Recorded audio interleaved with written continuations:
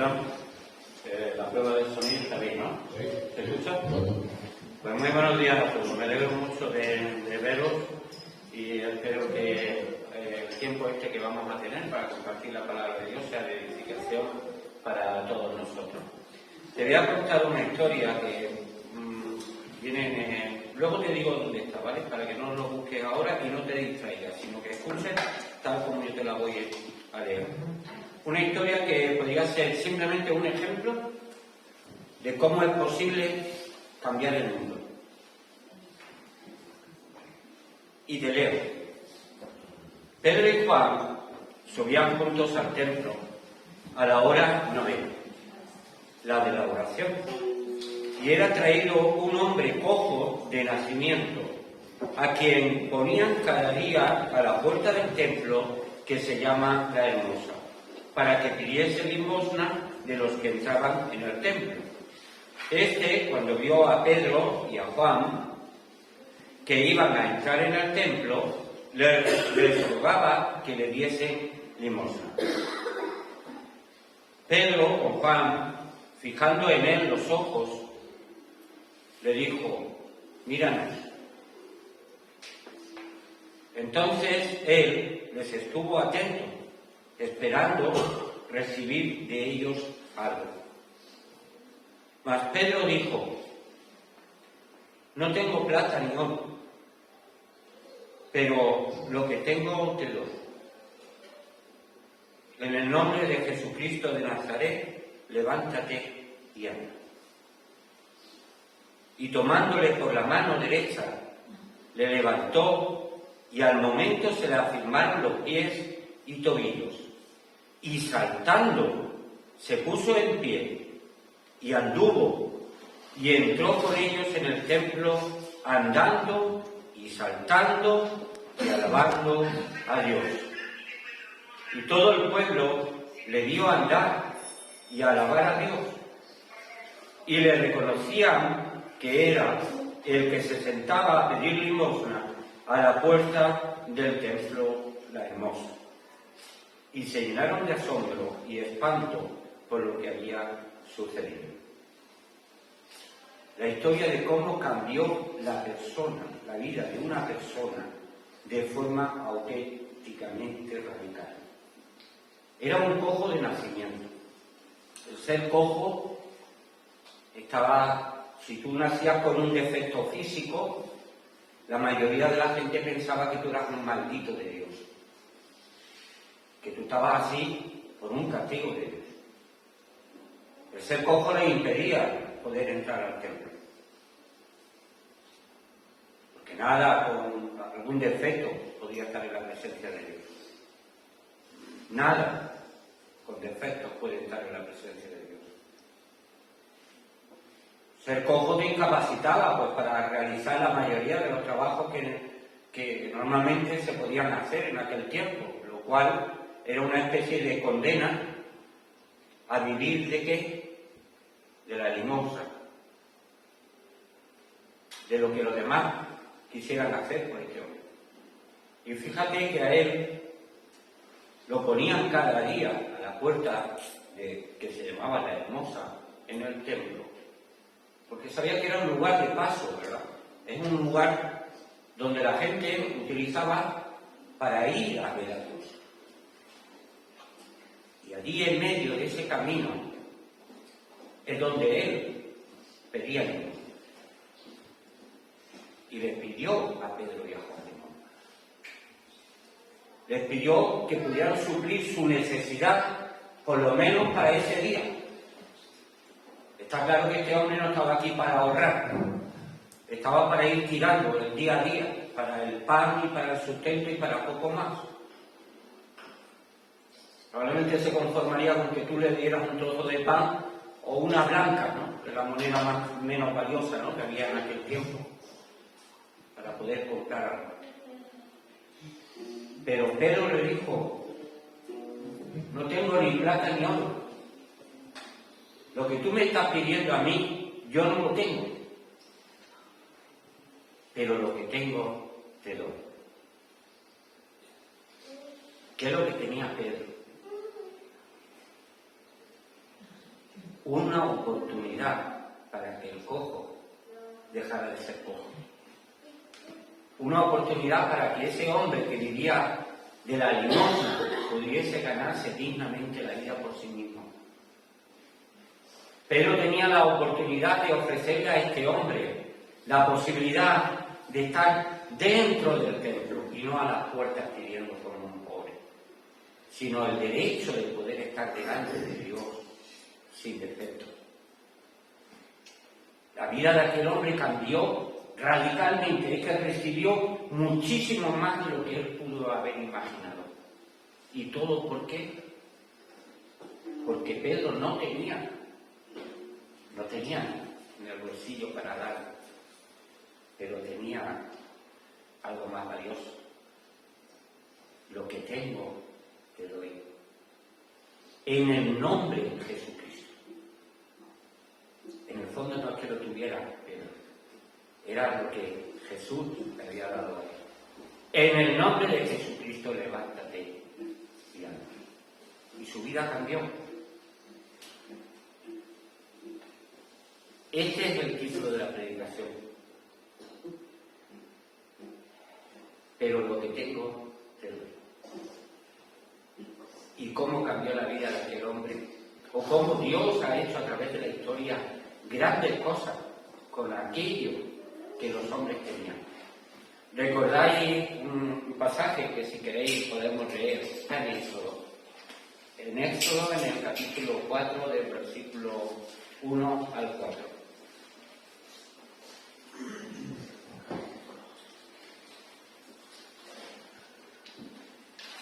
Estaba Dios hablando con Moisés y le estaba encomendando la gran tarea, la colosal tarea para liberar al pueblo de Israel. Y entonces Moisés respondiendo, diciendo: he aquí que ellos no me creerán ni oirán mi voz, porque dirán, no te ha aparecido Jehová. Esta es la primera preocupación que tuvo Moisés. Que tú me estás mandando a liberar al pueblo de Israel y ¿cómo me van a creer? Que me van a decir, bueno, ¿y tú quién eres? ¿Estás seguro que vienes tú de parte de Dios? Y él le dijo, y Jehová dijo, ¿qué es eso que tienes en tu mano? Una vara de almendro. No sé si, bueno, no sabemos si era de almendro, pero era una vara. Era una vara. Y él le respondió, una vara. Yo no tengo ni oro ni plata, pero ¿qué tengo? Moisés, ¿qué tienes en la mano? Una vara. Vale. Entonces dijo Jehová a Moisés, extiende tu mano y tómala, y le dijo, échala en tierra. Y él la echó en tierra y se hizo una culebra. Y Moisés huía de ella, porque claro, le daba miedo. Le podían morder. Entonces dijo Jehová a Moisés, extiende tu mano y tómala por la cola. Y él extendió su mano y la tomó y se volvió vara en su mano. ¿Qué tienes tú? ¿Qué tienes en la mano? Moisés tenía una vara. Y con esa vara Dios le estaba dando esa autoridad a Moisés para la gran obra que le venía por delante. Esa misma vara la convirtió en una serpiente que devoró a las otras varas de los magos que estaban de parte de Faraón, que se convirtieron en serpientes. Pero la serpiente de Jehová era más poderosa. Con esa misma vara convirtió el agua de Egipto en sangre, en una de las plagas. Con esa misma vara golpeó el suelo y apareció una nube de mosquitos. Con esa misma vara la levantó al cielo y cayó granizo, otra de las plagas que tuvo que sufrir Egipto porque no dejaba salir en libertad al pueblo de Israel. Con esa misma vara, cuando la levantó, se hizo un ejército de langostas que arrasó con todas las cosechas. Con esa misma vara fue con la que abrió el Mar Rojo para que el pueblo de Israel pasara en tierra firme y consiguiera por fin la libertad.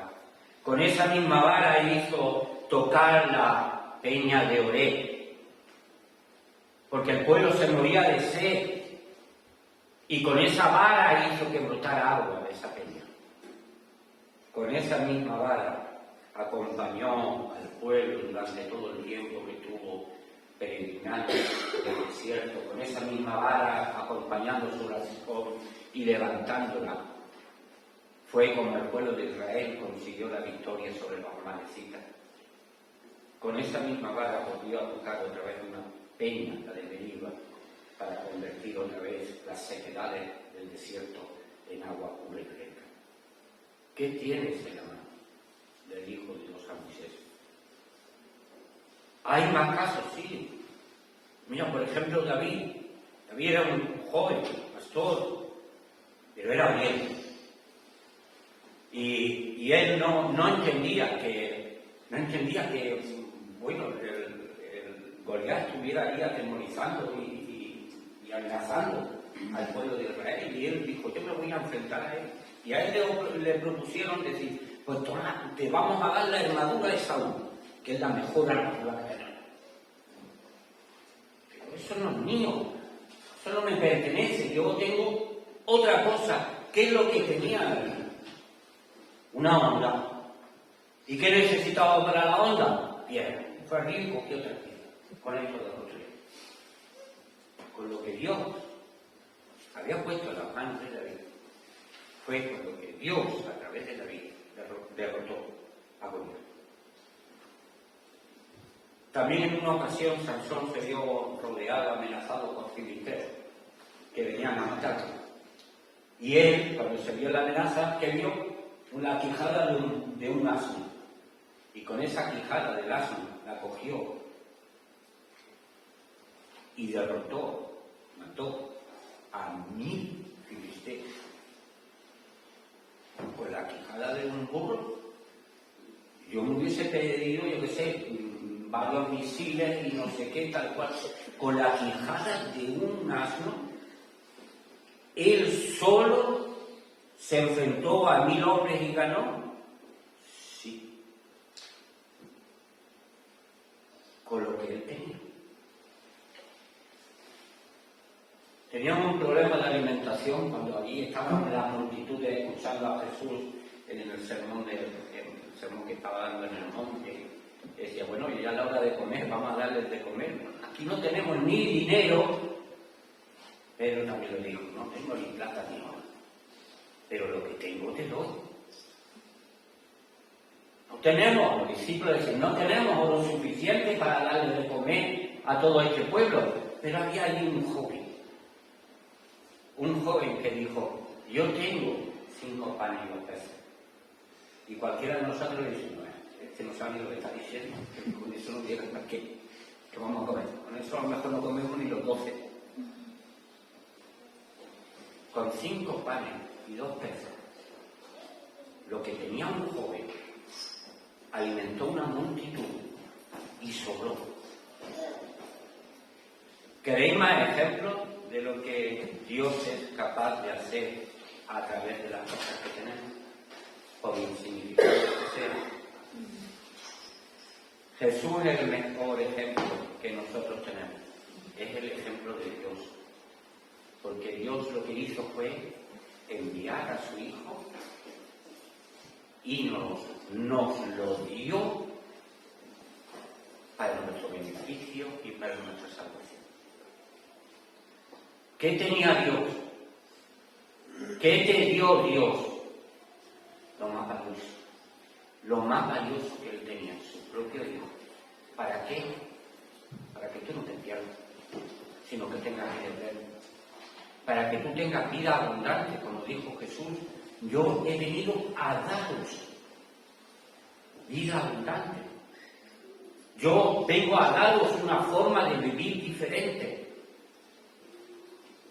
Yo vengo a daros la esperanza y la promesa de unos cielos nuevos y una tierra nueva.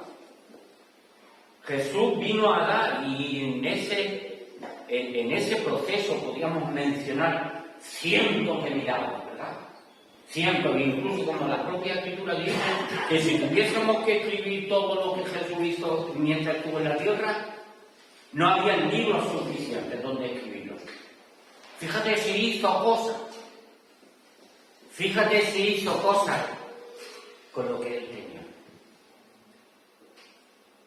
Pero ¿por qué no nos olvidamos? ¿Por qué no nos olvidamos del poder, de la soberanía, de la autoridad que él tenía para hacer milagros? Cosas que, fíjate que él siempre nos recordó. Yo no hablo por mi propia voluntad. Yo las obras que hago son las obras de mi Padre. Yo he venido a hacer la voluntad de mi Padre. Él lo tenía muy claro. Él estaba sujeto y estaba en obediencia a su Padre. Y todo lo que hacía, lo hacía según el propósito que Dios Padre tenía para nosotros. Y como decimos, Él hizo grandes obras. Algo que para nosotros simplemente pues, nos resulta como inconcebible, como resucitar a un muerto, ¿no? Muerto incluso como el caso de Lázaro, que llevaba hasta 4 días pudriéndose dentro ya de una cueva. Pero yo quiero enseñaros una ocasión en que Jesús hizo una cosa que cambió también el mundo. Y no fue un milagro.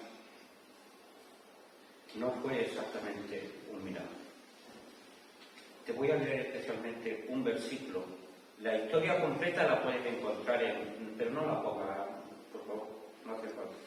La historia completa la puedes encontrar en Juan, en el capítulo 13, donde se estaban disponiendo para la última cena que iban a pasar juntos. Y sabéis que estando allí en la cena, Jesús, se levantó de la cena, se quitó su manto y tomando una toalla, se la ciñó. Luego puso agua en un lebrillo y comenzó a lavar los pies de los discípulos. ¿Por qué siempre estamos pensando en que lo que es importante para hacer son las grandes obras? ¿Por qué? ¿No será porque estamos buscando nuestra propia gloria? ¿No será porque somos nosotros los que queremos ser reconocidos por los hombres? Pues una de las grandes lecciones que Jesús dio fue coger una toalla y un lebrillo con agua. ¿Qué tenía él? Él tenía la dignidad de un rey y del Señor de señores. Y él le quiso dar el ejemplo de la humildad que muchas veces a nosotros nos falta. Tanto que Pedro decía, ¿me vas a lavar a mí? Pues sería en todo caso al revés, soy yo quien tiene que servirte. Pero claro, Jesús tenía una intención.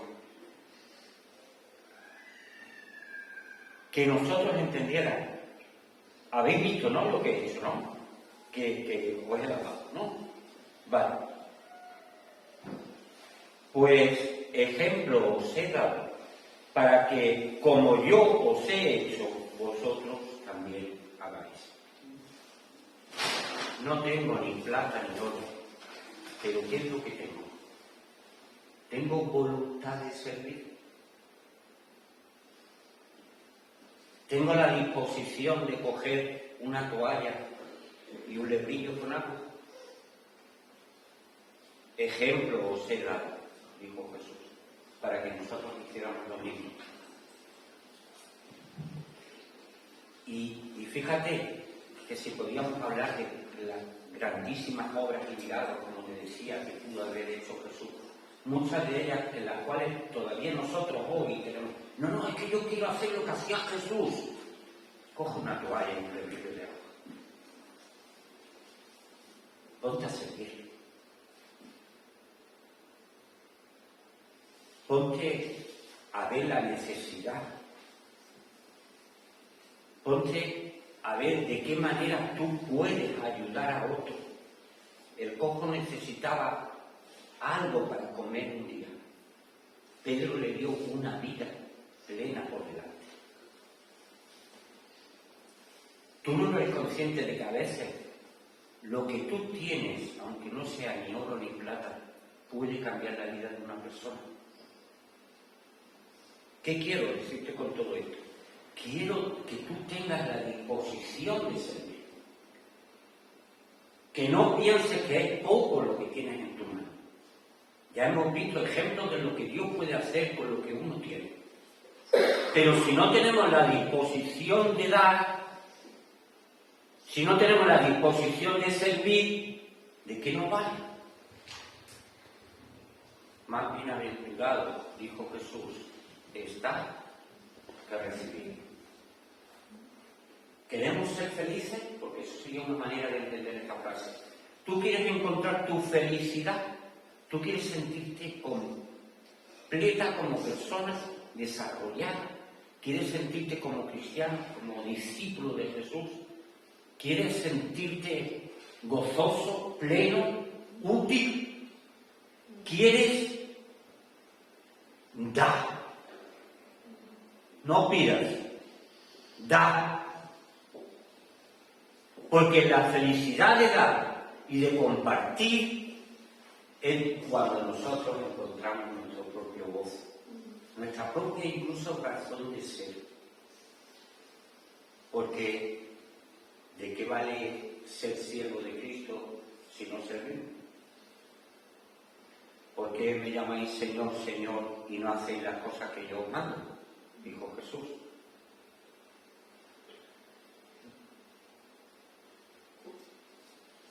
Jesús te lo dijo también con otros ejemplos, ¿no? Que la felicidad no consiste en los bienes que tú acumulas, como aquel necio que se puso a acumular y tanto que dice, voy a hacer los graneros más grandes porque ya no me cabe de tanto tengo que tengo. Digo, necio, que esta noche vienen a buscar tu alma. Y Jesús decía, ¿no será mejor que os hagáis ricos y haciendo tesoros en los cielos que no aquí en la tierra? ¿No te das cuenta que la felicidad no está en lo que tú acumulas para ti, sino en lo que tú das a los demás? Porque ese es el ejemplo de Cristo. Yo he venido para dar mi vida por muchos, dijo él. Yo he venido para servir y no ser servido. Yo he venido para daros ejemplo.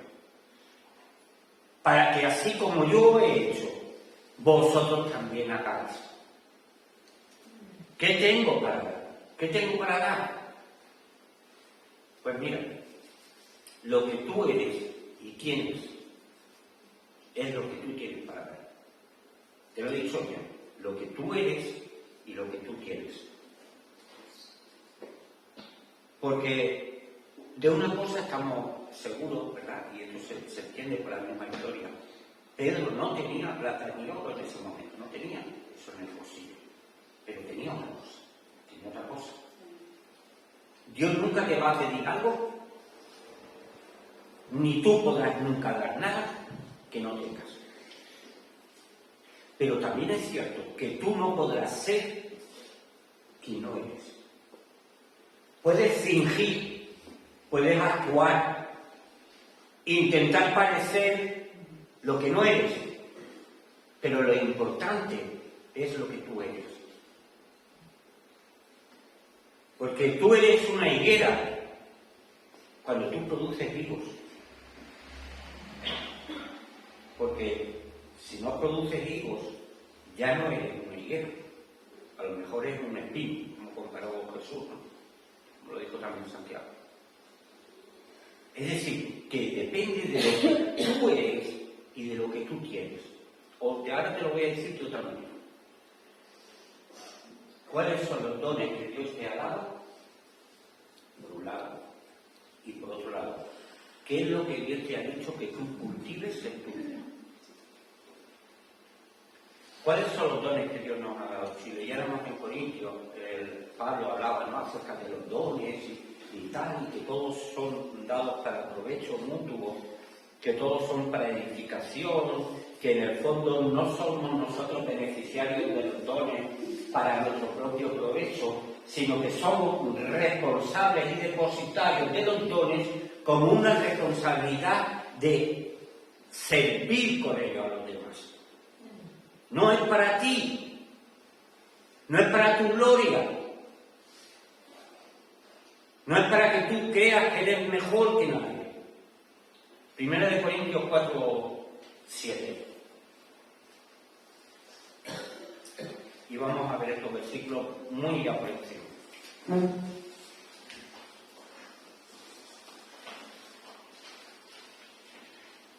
1 Corintios 4, 7.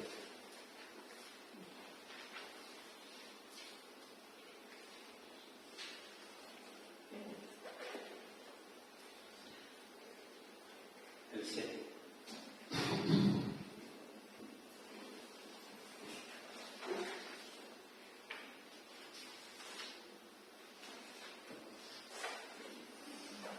Porque, ¿quién te distingue? ¿Quién es el que te ha dicho que tú eres mejor que nadie?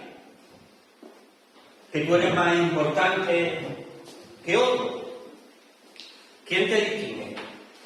¿O qué tienes que no hayas recibido? Tú tienes algo en tu vida, algo, que sea tuyo porque tú te lo has ganado y tú te lo merezcas. ¿Hay algo que tengas que sea realmente tuyo?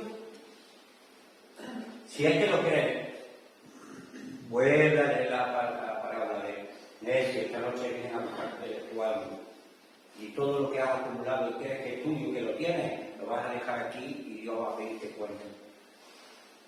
Y si lo recibiste, ¿por qué te glorías como si no lo hubieras recibido?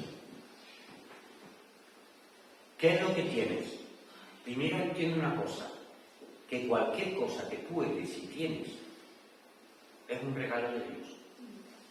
Pero es un regalo con un compromiso. Es el regalo con el compromiso de que tú te compartas a los demás. Y que tú, con lo que tienes, seas de bendición para los demás. Si no es así, ¿por qué te glorías?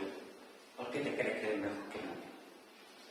Si tú no lo haces, si no partes de este fundamental hecho espiritual, todo lo que tú hagas para Dios será en vano. Totalmente en vano.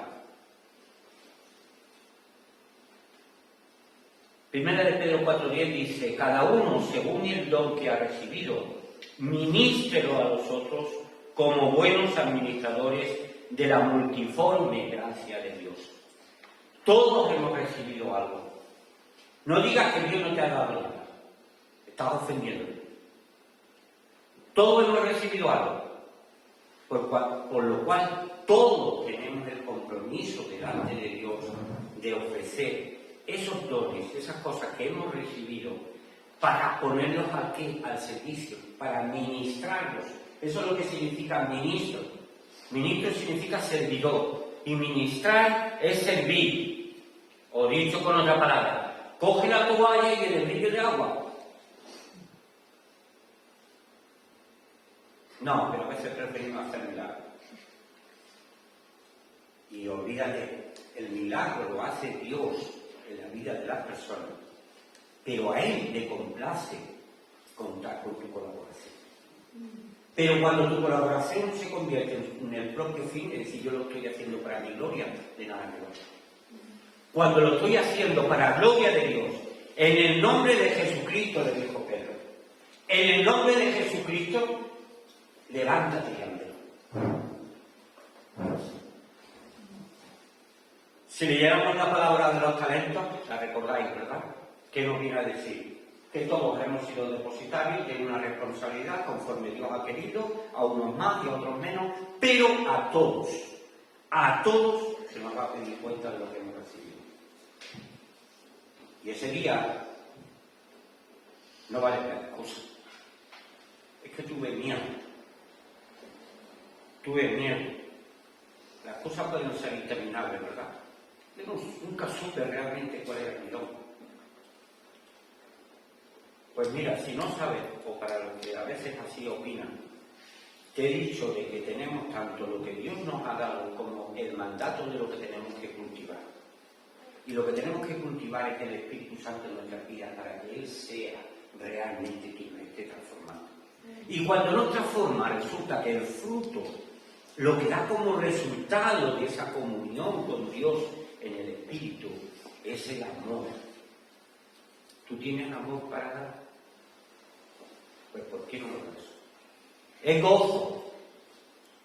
Tú vas por la vida con la cara amargado, siempre quejándote, siempre uniéndote, siempre señalando los defectos de los demás, siempre criticando. Eso no es el fruto del Espíritu Santo, porque el fruto del Espíritu Santo es amor y gozo y paz. Que donde tú estés, estamos hablando de que tú te tienes que dar a ti y lo que tú tienes. Cuando tú seas así, ¿cuál crees que será tu contribución a que la Iglesia sea mejor? Porque muchas veces pensamos, ¿cómo podríamos mejorar la Iglesia? Es muy fácil. Yo lo tengo clarísimo.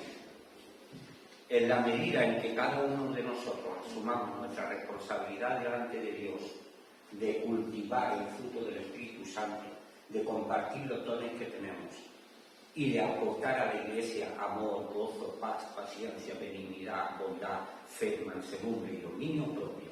Cuando hagamos eso, la Iglesia será mejor. Será mejor porque cada uno de nosotros habrá estado evolucionando, transformándonos, renovándonos para ser mejor. Un grupo no es nada más que la suma de los que lo componen. Si aquí al 80% de los que estamos aquí ahora mismo le da miedo la altura, a la Iglesia esta le da miedo la altura.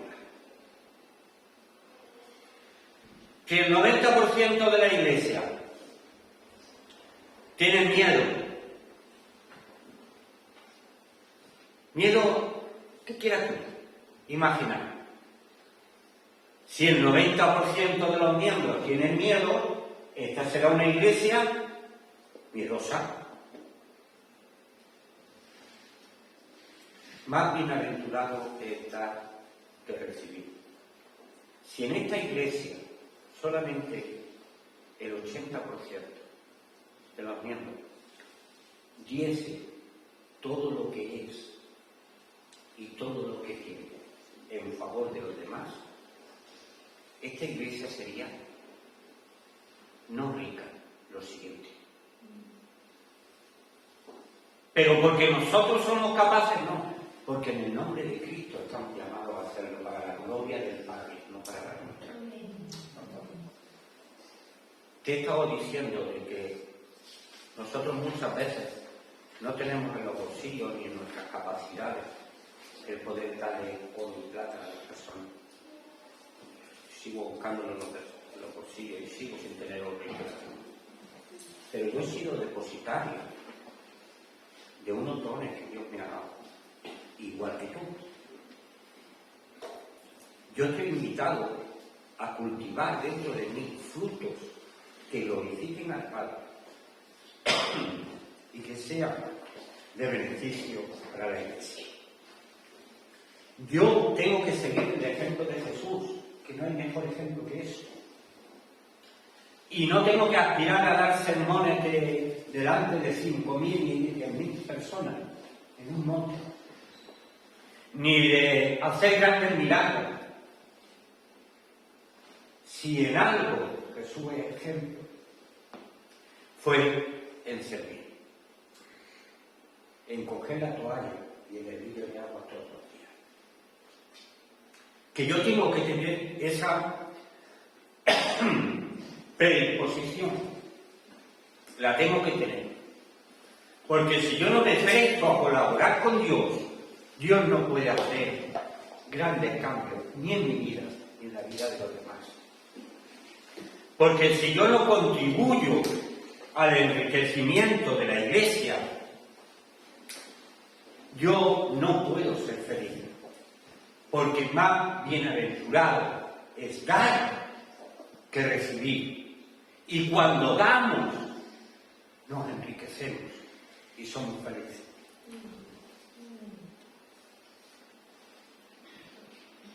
Míranos, le dijeron Pedro y Juan, aquel cojo. Aquel cojo no estaba mirando a la gente. ¿Por qué? Porque esa persona tenía que sentirse indigna, triste, digna de lástima, ¿verdad? Una persona que estaría hundida,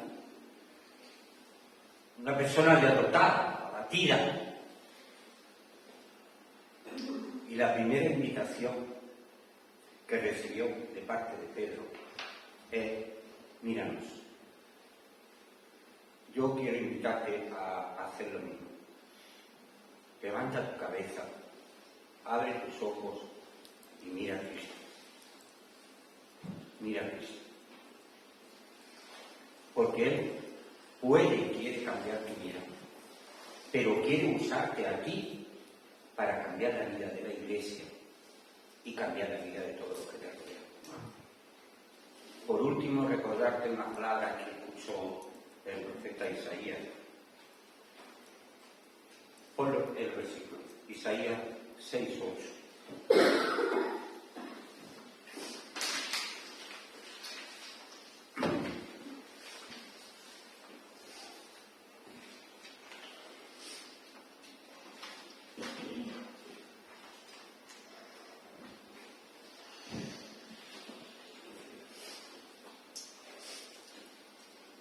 He querido dar el énfasis,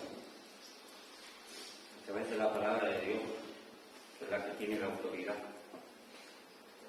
de que tú no podrás dar nunca lo que no tienes, pero lo que tú tienes, tienes que dar, para encontrar la felicidad propia y también el enriquecimiento de la Iglesia. Isaías dice que después oí la voz del Señor que me decía: ¿a quién enviaré y quién irá con nosotros? Entonces respondí yo: heme aquí, envíame a mí. Jesús le dije que Él fue enviado por el Padre para hacer una misión. Y esa misión era dar. Tú estás llamado a que te des a los demás. ¿Vas a aceptar la invitación de Dios de ser un enviado?